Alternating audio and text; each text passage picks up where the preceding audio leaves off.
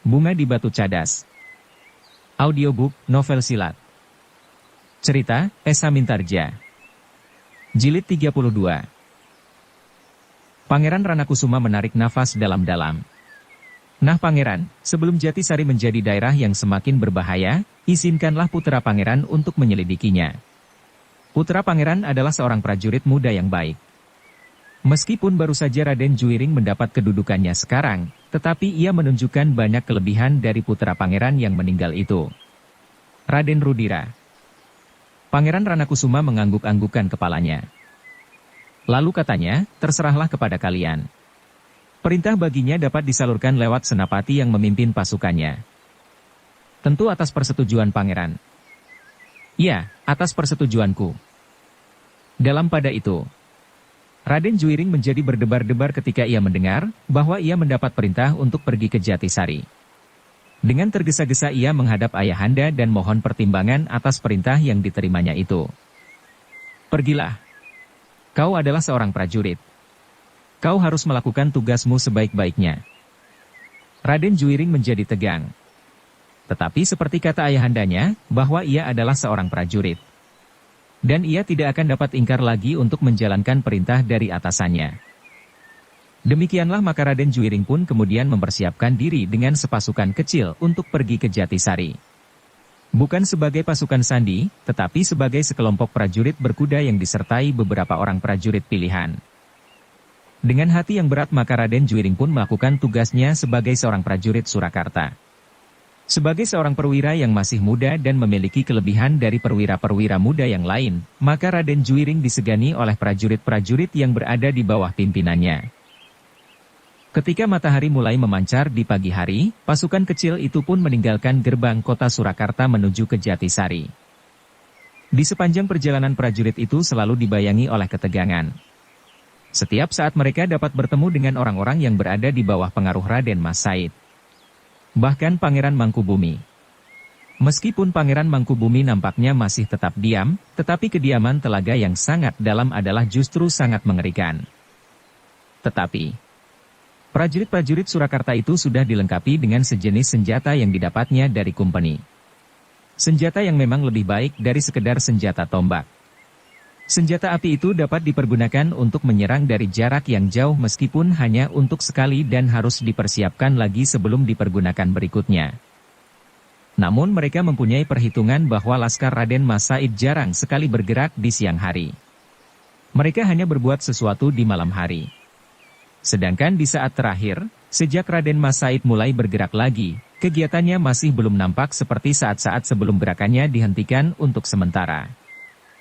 Tetapi tugas yang dibebankan kepada Raden Juwiring kali ini adalah tugas yang sangat mendebarkan jantung.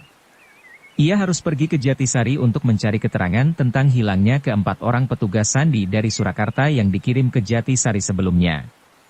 Sedangkan Jatisari bagi Raden Juwiring adalah tempat untuk menempa diri sebelum ia berguru pula kepada ayahandanya sendiri. Aku harus dapat menyesuaikan diri dengan keadaan yang sulit ini, berkata Raden Juwiring di dalam hatinya. Demikianlah maka pasukan itu pun kemudian berderap menyusur bulak persawahan. Beberapa orang petani yang melihat pasukan itu lewat menjadi berdebar-debar. Mereka tahu bahwa prajurit yang lewat itu adalah prajurit dari pasukan berkuda yang terkenal. Bagi Surakarta mereka adalah prajurit-prajurit pilihan. Hanya untuk tugas-tugas yang penting sajalah mereka pergi keluar kota. Tetapi bagi tugas yang dijalankannya sekarang, meskipun tidak terlampau penting, namun mereka harus memperhitungkan, sengaja atau tidak sengaja, mereka akan dapat berpapasan dengan pasukan Raden Mas Said yang besar dan kuat. Itulah sebabnya, maka Raden Juwiring kali ini membawa sepasukan prajurit dari pasukan berkuda di Surakarta tidak banyak persoalan yang terjadi di sepanjang jalan. Mereka pun tidak bertemu dengan pasukan Raden Mas Said. Yang mereka temui adalah tatapan mata para petani yang kecemasan melihat pasukannya. Setiap kali ada sepasukan prajurit yang lewat, maka para petani itu pun menjadi cemas. Siapakah yang akan hilang dari rumah mereka? Dan justru biasanya adalah orang-orang yang berpengaruh. Mereka menuju ke Jatisari, desis salah seorang yang melihat pasukan itu lewat. Hei, bukankah yang paling depan itu Raden Juwiring? Siapakah Raden Juwiring itu? Ah, masakan kau tidak mengetahuinya? Aku pernah beberapa kali pergi ke Jatisari. Setiap orang Jatisari mempercakapkannya sebagai seorang bangsawan yang baik dan rendah hati. Ia tinggal pada Kiai Danatirta di Padepokan Jati Aking. Oh, lawannya berbicara itu mengangguk-angguk, aku mengerti. Aku pernah melihatnya. Bukankah anak muda yang berkuda di paling depan itu? Ya. Aku mengenalnya sekarang. Tetapi kenapa ia berpakaian seorang prajurit dari Surakarta?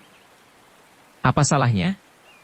Bukankah ia seorang bangsawan Surakarta? Oh, yang seorang berhenti sejenak sambil memandangi pasukan yang lewat itu. Ia sendiri tidak mengerti, kenapa terasa sesuatu yang aneh bahwa Raden Juwiring yang sudah cukup lama berada di Jati Aking itu tiba-tiba saja berpakaian seorang prajurit Surakarta. Kedatangan prajurit berkuda di Padukuhan Jatisari memang menimbulkan pertanyaan yang bermacam-macam di hati para petani yang menyaksikannya.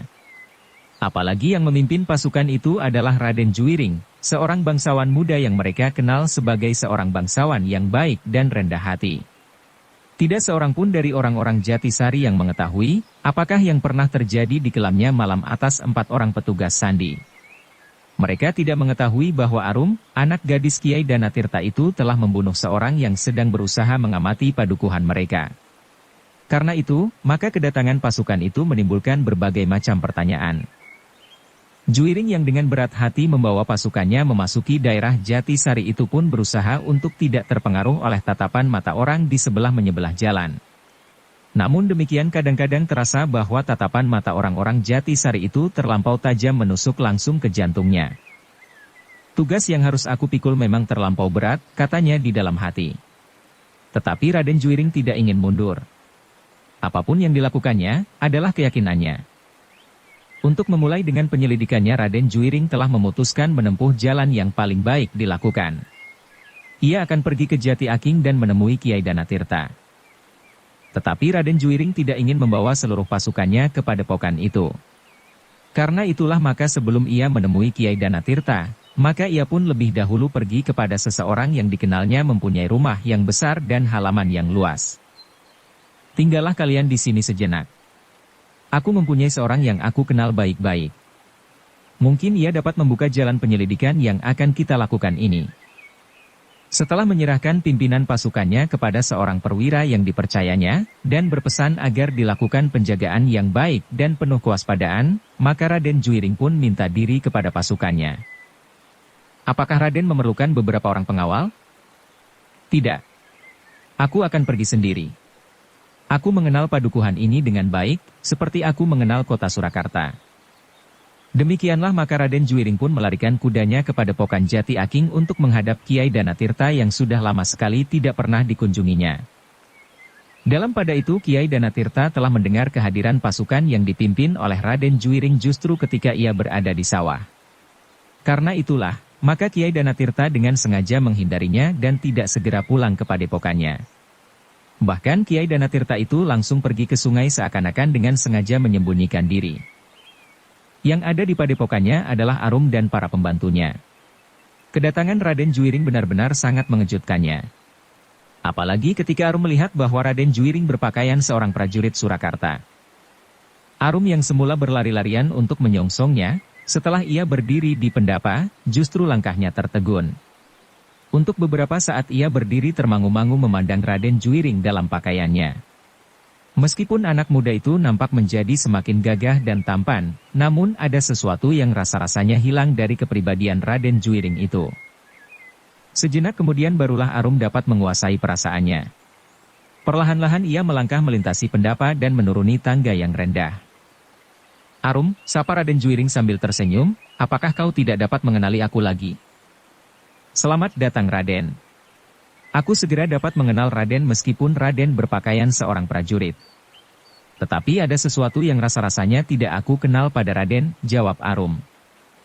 Kenapa kau berubah Arum? Panggil aku seperti kebiasaanmu memanggil aku selagi aku masih berada di padepokan ini. Arum menggelengkan kepalanya, katanya, sebelum aku menemukan yang hilang pada Raden, aku tidak akan dapat bersikap seperti itu.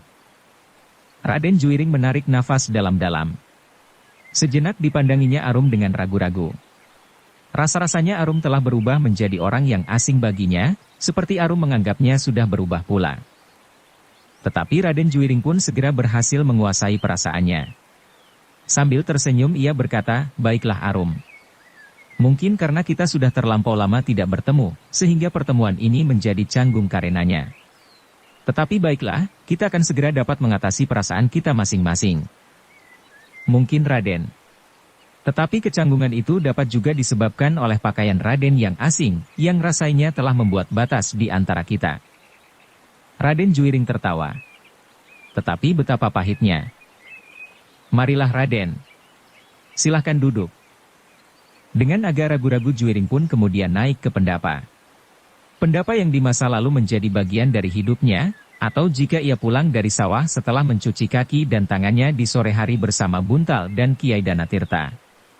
Setiap hari ia duduk-duduk di pendapa itu jika malam mulai gelap, jelang saat-saat latihannya.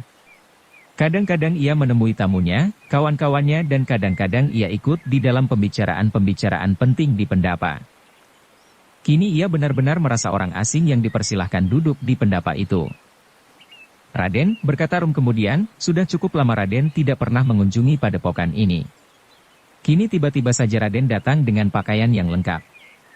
Apakah ada keperluan yang penting yang harus Raden selesaikan di padepokan ini?" Raden Juiring termangu-mangu sejenak. Namun kemudian ia pun tidak dapat ingkar lagi akan tugasnya. Jika ia tidak menyebut-nyebut para prajurit yang dibawanya, Arum pun pasti akan mendengarnya juga. Karena itu, maka katanya kemudian, "Arum, aku datang untuk melakukan tugasku sebagai seorang prajurit. Aku tidak datang sendiri ke padepokan ini. Aku membawa sepasukan prajurit yang sekarang menunggu aku di ujung jalan ini." "Oh," Arum mengangguk-anggukan kepalanya, "lalu, apakah Raden akan mencari Kakang Buntal dan menangkapnya?" "Ah, kau berprasangka Arum. Sebenarnya aku sama sekali tidak berubah. Aku masih menganggap kau dan Buntal sebagai saudaraku." Arum memandang Juiring dengan tatapan mata yang aneh. Dan tiba-tiba saja terbersit jawabannya di sudut bibirnya, "Terima kasih." Juiring menarik nafas dalam-dalam. Namun ia berusaha untuk menyembunyikan perasaan yang bergejolak di dalam hatinya. "Arum," berkata Buntal, "kedatanganku adalah sekedar menjalankan tugas yang dibebankan kepadaku sebagai seorang prajurit. Aku kira aku sudah benar, bahwa aku datang ke padepokan ini sebelum aku mulai dengan tindakan-tindakan yang lain di Padukuhan Jatisari." Arum mengerutkan keningnya. Tetapi ia tidak segera menyahut. "Di manakah Kiai Danatirta Arum?" bertanya Raden Juiring. "Ayah berada di sawah." "Apakah Raden memerlukannya?" "Apakah yang Tuan cari bukan Kakang Buntal tetapi ayah?" "Tidak. Tidak. Jangan berprasangka lebih dahulu. Aku hanya ingin mendapat beberapa keterangan daripadanya." "Ayah tidak ada Raden. Benar-benar tidak ada di padepokan. Jika Raden tidak percaya, silahkan Raden mencarinya." Juiring termenung sejenak, lalu, "Baiklah. Jika Kiai Danatirta tidak ada, aku dapat menunggunya atau mencarinya di sawah. Tetapi sementara ini, biarlah aku bertanya saja lebih dahulu kepadamu Arum. Bagiku kau adalah orang yang terpilih di padukuhan ini. Tidak ada gadis yang lain yang memiliki kelebihan seperti kau. Karena itu, aku datang kepadamu. Apakah yang ingin Raden tanyakan?" "Yang melihat pasukan itu lewat." "Arum, barangkali kau dapat membantuku. Aku mendapat tugas untuk mencari 4 orang prajurit yang hilang di daerah ini di dalam tugas sandinya. Mereka mendapat tugas untuk mencari keterangan, kenapa rakyat Jatisari mempunyai sikap yang agak lain dari padepokan di sekitarnya." "Bagaimanakah bentuk kelainan itu Raden? Apakah Jatisari tidak sanggup menghasilkan padi seperti yang dihasilkan oleh padukuhan yang lain? Atau di Jatisari terlalu sering terjadi kerusuhan dan pencurian yang menurut cerita orang, mereka yang melakukan kejahatan itu adalah anak buah Raden Mas Said?" "Ah, jika bukan kau yang bertanya demikian aku percaya bahwa orang itu benar-benar tidak mengerti. Tetapi seharusnya kau tidak bertanya demikian. Tentu aku tidak akan menanyakan tentang hasil padi. Tetapi karena kau menyinggung tentang anak buah Raden Mas Said, maka ada sedikit sentuhan dari tugasku." Juiring berhenti sejenak, lalu, "Orang-orang yang hilang itu memang sedang mencari keterangan tentang perampok-perampok anak buah Raden Mas Said. Tetapi agaknya rakyat Jatisari tidak mempercayainya. Nah, barangkali kau dapat mengatakan siapakah biang keladi dari penolakan itu?" Jika bukan Raden yang bertanya demikian, aku percaya bahwa yang diucapkan itu benar-benar suatu pertanyaan, bukan suatu tuduhan terhadap diri kami di padepokan ini. Ah, Raden Juwiring menarik nafas dalam-dalam. Raden, apakah Raden menuduh kami? Dan apakah hubungannya dengan yang Raden katakan orang-orang yang hilang? Pertanyaanku sebenarnya sudah jelas Arum. Tetapi aku benar-benar tidak menuduhkan apapun juga. Orang yang mencari keterangan itu telah hilang di daerah Jatisari. Mereka bertugas kemari, tetapi mereka tidak pernah kembali. Apakah itu sudah merupakan bukti bahwa mereka hilang di Jatisari? Apakah tidak ada kemungkinan lain, bahwa orang-orang itu secara kebetulan bertemu dengan Raden Mas Said di perjalanan kemari? Tentu Arum, tentu. Orang-orang itu mungkin sekali bertemu dengan pasukan Raden Mas Said yang kemudian menangkap atau bahkan membunuhnya. Nah, sebaiknya Raden mencari keterangan tentang hal itu lebih dahulu. Arum, berkata Raden Juwiring, sebenarnya lah bahwa kedatanganku ini benar-benar mengharap bantuan darimu. Tetapi yang aku jumpai adalah keadaan yang berbeda sekali dengan harapanku. Kau tidak lagi bersikap seperti seorang adik. Tetapi kau nampaknya dibayangi oleh prasangka dan kecurigaan. Tepat, jawab Arum, pakaian Raden membuat aku berprasangka dan curiga. Cobalah kau tidak menghiraukan pakaianku Arum. Tetapi aku benar-benar mengharap kau membantuku. Mungkin kau melihat beberapa orang yang asing di daerah ini. Dan mungkin kau tahu kemana mereka pergi. Jalan yang membelah padukuhan Jatisari adalah jalan yang menghubungkan padukuhan yang satu dengan padukuhan yang lain, antara kademangan yang satu dengan kademangan yang lain. Karena itu, setiap hari berpuluh-puluh orang yang tidak aku kenal lewat di jalan itu. Dari pagi sampai matahari hampir terbenam. Raden Juwiring mengangguk-anggukkan kepalanya. Ia sadar bahwa Arum tidak akan dapat dilunakkannya karena ia menganggapnya tidak dapat lagi dipercaya. Karena itu, maka sambil menarik nafas dalam-dalam ia berkata, baiklah Arum. Jika kau tidak dapat mengatakan apapun juga tentang orang-orang yang hilang itu, baiklah. Aku akan mencari keterangan kepada orang lain. Silahkan Raden. Barangkali ada orang lain yang bersedia memberikan keterangan kepada Raden. Ternyata aku keliru datang kepadamu kali ini Arum, benar. Raden keliru datang kepada pokan kecil ini. Raden adalah seorang bangsawan tinggi, karena Raden adalah putra seorang pangeran. Cukup Arum, potong Raden Juwiring. Terasa dadanya bergetar betapapun ia masih tetap berusaha untuk menahan perasaannya. Jika sudah cukup, silahkan. Dada Raden Juwiring benar-benar terguncang. Tetapi ia pun menyadari bahwa Arum adalah anak Kiai Danatirta. Meskipun ia seorang gadis tetapi ia memiliki kelebihan dari gadis-gadis lain. Selama ia tidak datang lagi ke padepokan ini, maka Arum pasti sudah mendapat tempaan yang terakhir sehingga ilmu jati aking pasti sudah tuntas disadapnya. Baiklah Arum. Aku minta diri. Sampaikan salamku kepada Buntal jika kau bertemu. Kakang Buntal sudah bergabung dengan Pangeran Mangkubumi di Sukawati. Aku sudah mendengar, jawab Raden Juwiring, kemudian baktiku kepada ayah Kiai Danatirta. Arum memandang Raden Juwiring sejenak namun kecemasannya tumbuh lagi. Apalagi bahwa Raden Juwiring sudah mengetahui bahwa Buntal berada di Sukawati. Karena itu sekali lagi ia berkata, Raden. Jika Raden mengetahui bahwa Kakang Buntal berada di Sukawati, apakah kedatangan Raden kali ini ada hubungannya dengan hal itu? Kenapa kau sangat berprasangka Arum? Bukankah sudah aku katakan, aku hanya akan mencari keterangan tentang orang-orangku yang hilang. Tidak lebih. Arum tidak menjawab. Meskipun ia tidak dapat mempercayainya begitu saja keterangan Juwiring. Tetapi Arum tidak bertanya apapun lagi. Diantarnya Juwiring sampai ke halaman. Kemudian dilepaskannya anak muda itu dengan hati yang berdebar-debar. Sepeninggal Juwiring, Arum duduk merenung di ruang dalam. Ia tidak mengerti kenapa hal itu dapat terjadi. Ia mengenal Juwiring jauh berbeda dengan Juwiring yang baru saja datang. Agaknya keempat orang itu juga anak-anak bangsawan. Menilik wujudnya dan sikapnya, meskipun bangsawan yang telah agak jauh dari pokok keturunan Kanjeng Susuhunan, tertata Arum di dalam hatinya, lalu, dan sekarang Raden Juwiring mencarinya. Bagaimana mungkin ia dapat berada di antara prajurit Surakarta? Dalam pada itu, Raden Juwiring pun meninggalkan halaman padepokan Jati Aking. Ia tidak bergegas kembali kepada pasukannya. Perlahan-lahan kudanya berjalan di atas jalan berbatu-batu.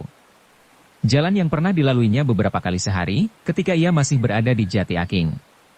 Tetapi jalan itu kini rasa-rasanya memang asing baginya. Namun Juiring masih tetap menganggukkan kepalanya sambil tersenyum jika dijumpainya orang-orang Jatisari yang sudah dikenalnya. Ia sama sekali tidak merubah sikapnya seperti ketika ia masih berada di padepokan. Beberapa orang petani yang menjumpainya, menganggukkan kepalanya pula.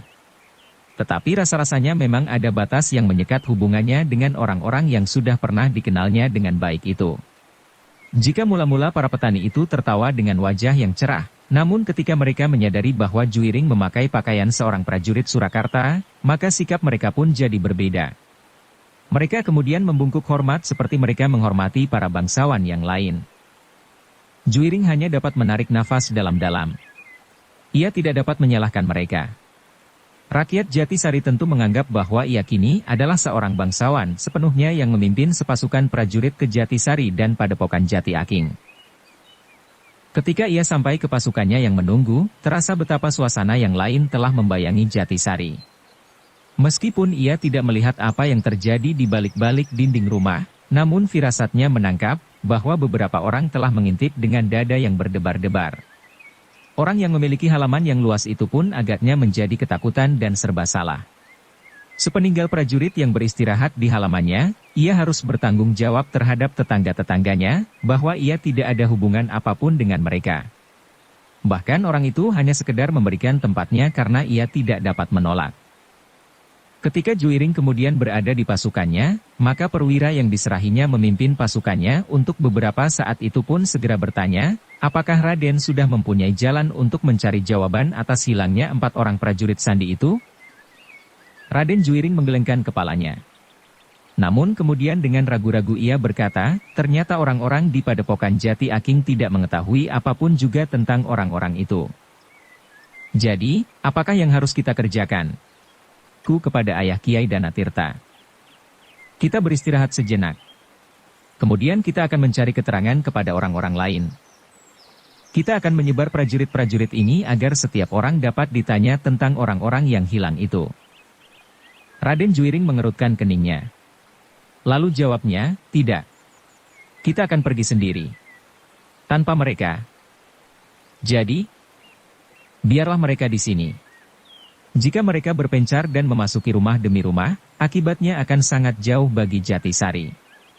Orang-orang Jatisari dan padepokan Jati Aking akan ketakutan. Mereka tidak akan mempunyai ketenangan lagi, bukan saja hari ini, tetapi untuk waktu yang panjang. Tetapi kita hanya ingin mendapatkan keterangan. Kita tentu mengetahui bahwa prajurit-prajurit Surakarta akan dapat menirukan sikap Kumpeni. Mereka sering melihat bagaimana Kumpeni memaksa orang-orang yang diperiksanya untuk menjawab. Dan aku cemas bahwa sebagian dari kita sudah kejangkitan penyakit serupa. Perwira itu memandang Raden Juiring dengan heran. Namun sebelum ia berbicara, Raden Juiring sudah mendahului, lakukan perintahku. Akulah yang memimpin pasukan berkuda ini. Tetapi apakah gunanya mereka pergi bersama kita Raden? Oh, banyak sekali.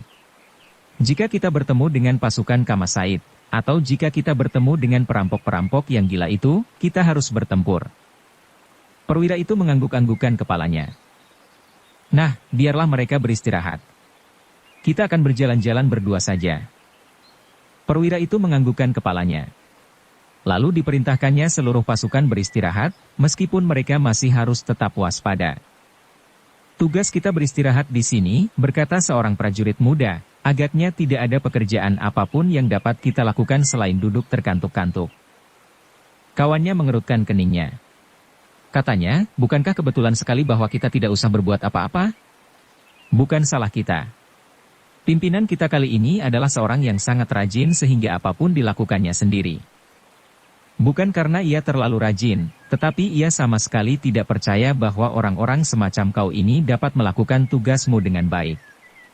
Bukankah kau dengar bahwa 4 orang petugas sandi itu telah hilang? Dan kau bukannya orang yang lebih baik dari mereka. Yang lain lagi tertawa pendek sambil berkata, bukankah Raden Juiring pernah tinggal di padukuhan ini? Mungkin ia ingin mengunjungi gadis simpanannya. Prajurit-prajurit itu tertawa sehingga beberapa orang yang duduk di tempat lain berpaling kepadanya. Tetapi mereka pun segera terdiam ketika seorang perwira datang kepada mereka dan bertanya, "Kenapa kau tertawa?" "Tidak apa-apa. Kami sedang bergurau." Perwira itu pun kemudian pergi meninggalkan prajurit-prajurit yang sedang bergurau. Tetapi agaknya ia mengerti, bahwa prajurit-prajurit itu sekedar melepaskan kejemuan mereka, karena mereka justru hanya harus duduk terkantuk-kantuk. Dalam pada itu Raden Juiring bersama seorang perwira bawahannya tengah berjalan-jalan di sepanjang lorong di pinggir padukuhan Jatisari. Juiring masih saja mengangguk-anggukan kepalanya apabila ia bertemu dengan orang-orang yang pernah dikenalnya, tetapi ia selalu mendapat tanggapan yang serupa. Senyum yang rasa-rasanya beku tanpa gairah. Bersambung ke jilid 33. Dukung kami dengan subscribe, follow, like, komen dan share. Terima kasih.